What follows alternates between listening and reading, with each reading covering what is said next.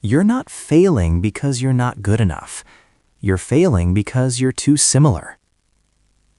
Every late night, every extra hour, every attempt to improve, it's not making you stand out. It's making you invisible. Here's the uncomfortable truth. In a crowded world, better doesn't win. Better blends in. Think about it. How many people are trying to be better right now? Better at business, better at fitness, better at content, better at life.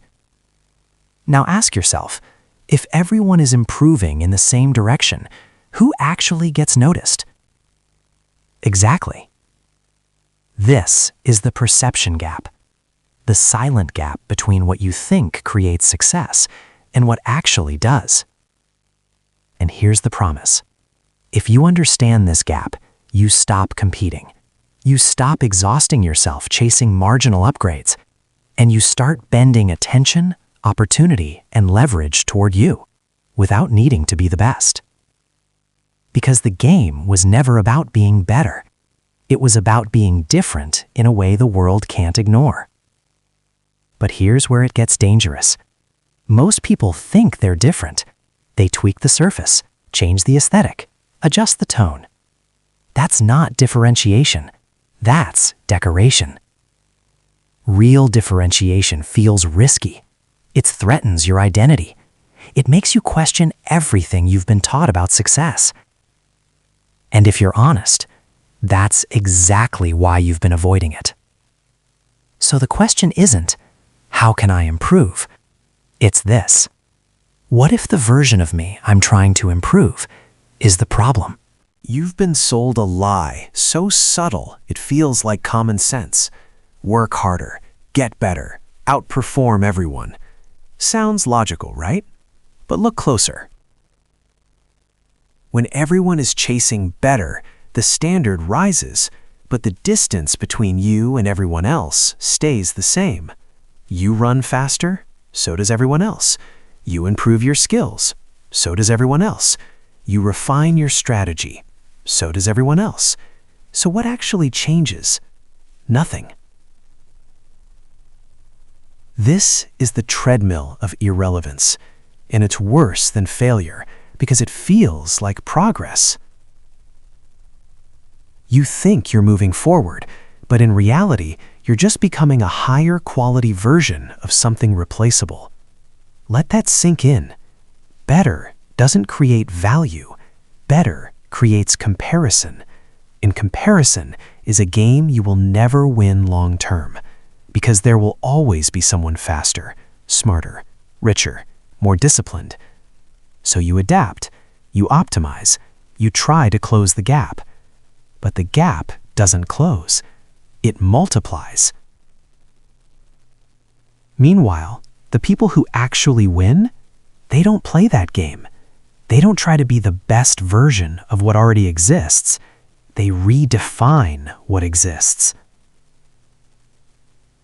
They look strange at first, out of place, misunderstood, but that's the signal. Because the moment you stop competing on better, you step into a space where comparison collapses. And when comparison disappears, perception shifts. And perception is what creates opportunity. Success is not a performance metric. It's a perception game. Two people can have the same skill, the same effort, the same output, and one gets ignored while the other becomes undeniable. Why? Because people don't reward objective quality. They reward perceived uniqueness. Your brain is wired to filter out repetition. It deletes the familiar. It scrolls past the predictable. Not because it's bad, but because it's already been seen. So when you try to be better, you're optimizing inside a system designed to ignore you. But when you are different, you disrupt the pattern. And disruption forces attention. Attention creates curiosity.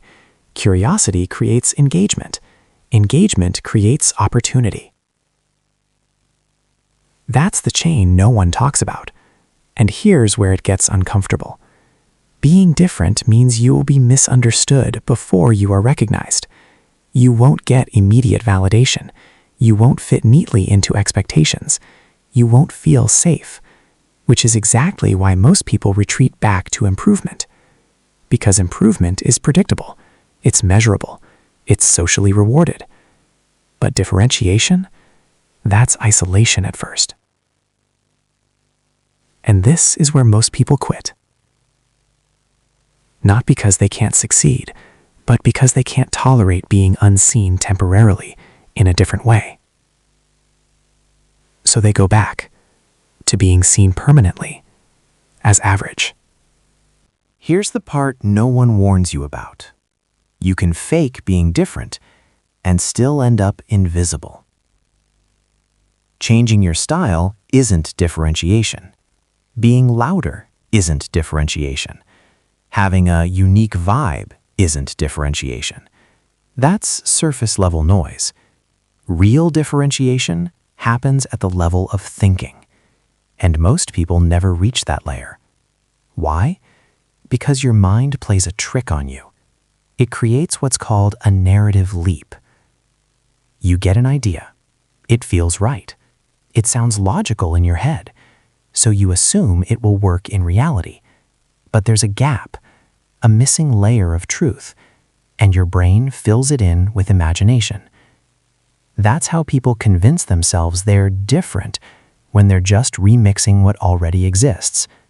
And the market can feel that.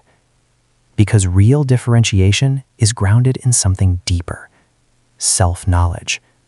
Not borrowed ideas, not influencer templates, not recycled strategies, but a clear, uncomfortable understanding of who you actually are. Your strengths, your limitations, your natural patterns, your real perspective. And here's the part most people avoid. You have to be brutally honest, because if your foundation isn't real, your differentiation won't hold.